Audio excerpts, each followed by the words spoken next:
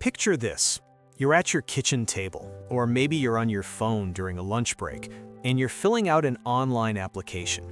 Could be a credit card, could be a loan, maybe you're finally looking at refinancing, and you get to that one field, annual income, and you just type in your number, your real number. Maybe you even round it up slightly, because you want to seem responsible. You want them to take you seriously. You want to qualify. So you fill it in, you hit submit, and you move on with your day. And here's the thing, that probably felt completely normal to you, maybe even responsible, like you were being a good, honest financial citizen. But what if I told you that the moment you typed that number, before you even got to the terms, before you compared anything, before you understood what you were actually signing up for, you had already handed over the single most powerful piece of information in that entire negotiation, and you did it for free, before they'd offered you anything. I'm not here to tell you the system is evil or that banks are out to get you. That's not what this is. What I want to do is show you something that took me a long time to fully understand, that there's a real difference between what financial institutions ask for and what they actually need. And there's a real cost to not knowing that difference. Let's talk about it. Most of us were handed a version of how money works that went something like this. Work hard, earn a good income, show up to the bank, prove yourself, get approved, live your life. The system is built on transparency. The more honest you are, the better you're treated. And there's truth in that, to a point, but it leaves out something important. It leaves out the fact that when you share your income with a financial institution, you're not just ticking a compliance box, you're participating in a negotiation. And in that negotiation, one side, the bank, has been doing this for a very long time and has a very clear set of goals. The other side, most of us, was never really taught how any of this works. Here's the version nobody teaches you in school. Banks are not neutral processors of your information. They're businesses. Profitable, sophisticated businesses whose revenue depends on a very simple dynamic, lending you money at a higher rate than it costs them to provide it, and attaching as many products and fees to your financial life as you'll reasonably accept. That's not cynical, that's just accurate. And once you accept that, the whole relationship starts to look different. Think about the last time you interacted with a bank, applied for something, called a customer service line, sat across from someone at a branch. How did it feel? Was it collaborative? Did it feel like two people working toward the same goal? Or did it feel slightly like you were the one who needed to prove something? That feeling isn't an accident. The intake process, the forms, the income fields, the documentation requests, it's designed to establish something early in the relationship. It establishes who has the information and who needs the answer. And if you walk in already in that mindset, if you've already handed over everything they've asked for before a single offer has been made, you've entered the conversation from a position of almost zero leverage. Now, I want to be careful here because I think this can get misread. I'm not telling you to hide things from your bank. I'm not suggesting you be dishonest on a formal application. What I'm trying to help you see is that there's a moment, a specific moment that most people skip entirely, that happens before you formally apply, and that moment is the most important one.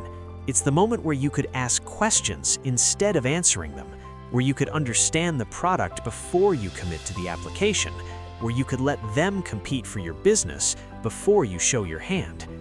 Most people skip that moment. They go straight to the form, and then they wonder why the offer doesn't feel quite as good as it could have been. Let's start with the basics of what actually happens when you disclose your income to a bank. On the surface, income verification exists for two reasons. First, there's a regulatory reason. In most countries, lenders are required by law to assess whether a financial product is genuinely suitable for you before they sell it to you. That part, in theory, is there to protect you. Second, and this is the part that rarely gets explained, there's a commercial reason. Your income tells the bank the ceiling, the upper range of what you can plausibly afford to repay, and from there, they calibrate exactly what to offer you. This might sound neutral, but it isn't. Here's an example. Imagine two people apply for a personal loan at the same bank, same day, same credit score. One person earns $35,000 a year, the other earns $70,000. Both want to borrow $10,000 for a home repair. The bank will approve both of them, but the experience, the offers, the upsells, the credit limit suggestions, the follow-up products will likely look very different. Not because one person is more trustworthy than the other, but because the bank can see that one person has significantly more room to absorb debt. And this is the part that gets subtle. A higher income doesn't just get you a better deal. Sometimes it gets you a larger offer than you wanted. It gets you premium products with annual fees wrapped in rewards you might never fully redeem. It gets you credit limits that are technically designed to be helpful, but functionally designed to encourage more spending. There's a term in behavioral economics called anchoring. The idea is simple but powerful.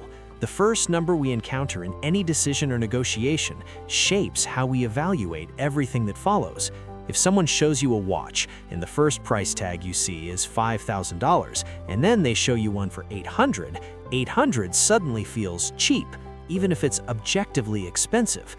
When you type your income into a bank's intake form, you have just set the anchor. In every product they show you, every offer they make, every limit they suggest, it will all be calibrated relative to that number, not relative to what you need, not relative to what's genuinely best for you, relative to what you told them you can handle. I want to tell you about something that surprised me the first time I really thought through it. The customers banks find most valuable, the ones they want to hold on to, the ones they design products for, are not the ones who are struggling. And they're also not the wealthy people who pay everything off in full and generate almost no interest revenue.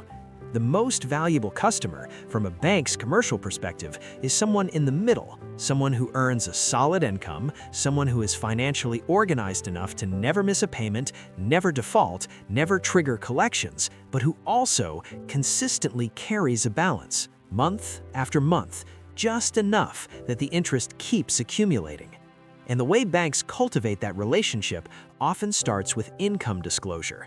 If they know you earn well and they see you already carry a balance on another card, they don't think this person needs help managing their debt.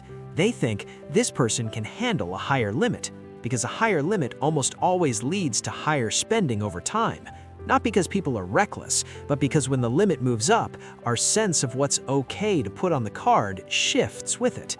Psychologists call this mental accounting. Our brains recalibrate around the new ceiling. So the bank raises your limit as a gesture that feels like trust or reward, but it's really just an expansion of the runway. And the longer the runway, more interest gets paid. Okay, so if being thoughtful about income disclosure is important, what does that actually look like? What are you actually required to share and when? When you are formally applying for a financial product, a mortgage, a car loan, a credit card, the lender will need to verify your income at some point. That verification usually involves documentation, pay stubs, tax returns, bank statements. This is legal, it's standard, and there's no way around it if you want the product. But here's what most people don't realize. That formal verification process usually comes at a specific stage, not at the very beginning.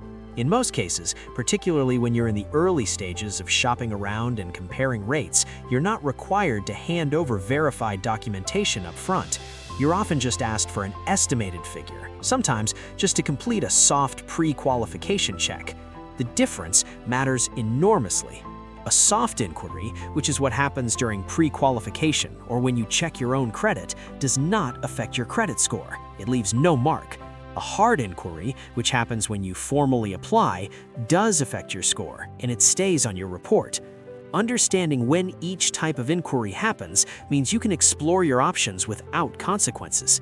Most people don't know this distinction, so they feel pressured to treat every initial contact with a lender like a formal application. They fill in the full form, disclose everything, and only then find out the terms. By that point, the anchor is set, the dynamic is established, and accepting the offer feels easier than starting over somewhere else.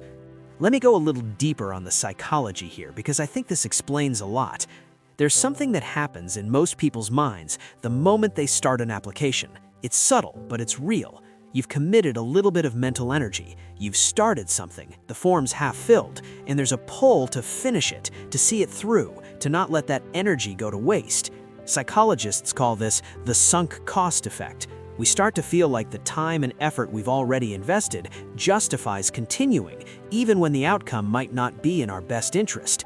And banks, whether intentionally or not, benefit from this. The more you filled in, the more you've shared, the harder it feels to walk away and start over somewhere else.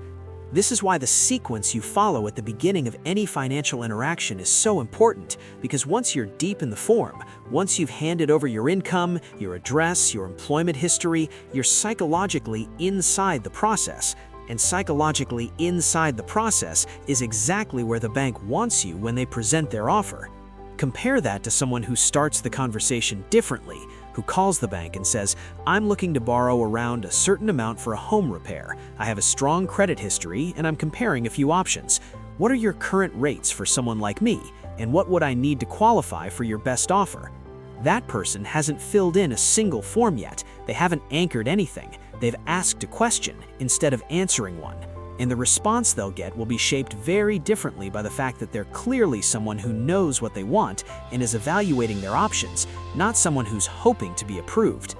Let me give you a real-world example that brings all of this together. A couple I'll call Sarah and Marcus were buying their first home a few years ago.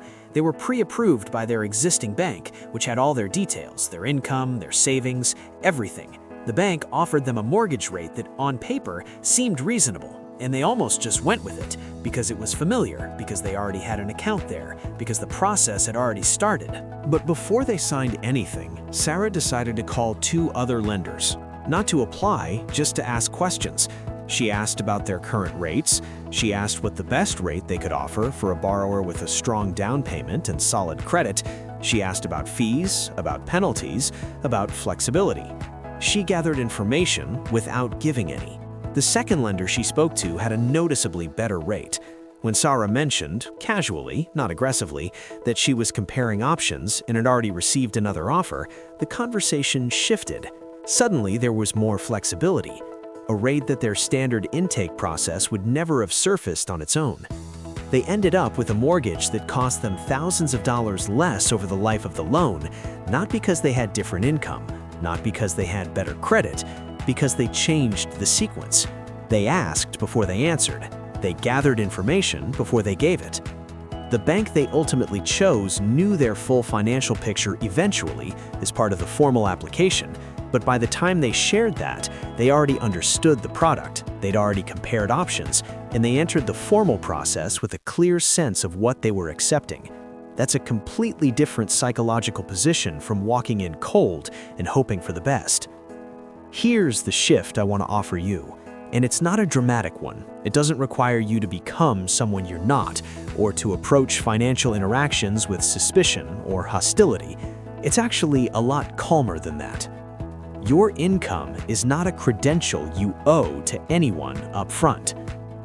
That might seem like an obvious statement, but I think for a lot of us, especially those of us who grew up in households where money was tight, where every interaction with a bank or a landlord or a lender came loaded with the question of whether we were good enough, we've internalized the opposite belief. We've internalized the idea that our job in a financial interaction is to prove ourselves, to qualify, to earn the yes. And that belief, quietly and over time, costs us, not just in the specific deals we accept that we could have negotiated, but in the energy we carry into every one of these conversations, in the low-level anxiety that follows us through every financial decision. When you genuinely internalize the idea that you are also evaluating them, that you are a customer deciding whether their product deserves your business, the entire dynamic of the interaction changes. You're no longer hoping, you're choosing. That doesn't mean being difficult or adversarial, it just means being deliberate. It means understanding that financial institutions have their own interests, their own incentives, their own goals for the relationship, and you're allowed to have yours. Money and psychology are inseparable. Most financial anxiety isn't really about the numbers, it's about feeling like the system is operating on you rather than with you, like you're always reacting, always behind, always one step slower than the institutions you're dealing with.